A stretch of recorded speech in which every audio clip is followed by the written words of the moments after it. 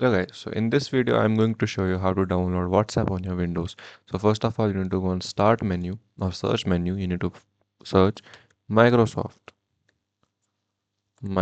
Store, and here Microsoft Store will pop up. Click on it and here you need to search WhatsApp. And here's WhatsApp and you need to install it. I have already installed it, so I need to press open.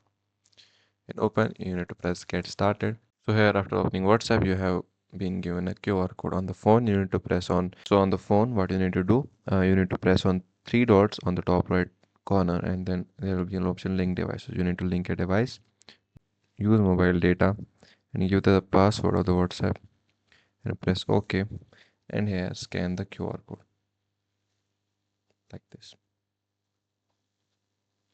After that it will be shown a downloading reset message, and after there you go, your WhatsApp has been activated.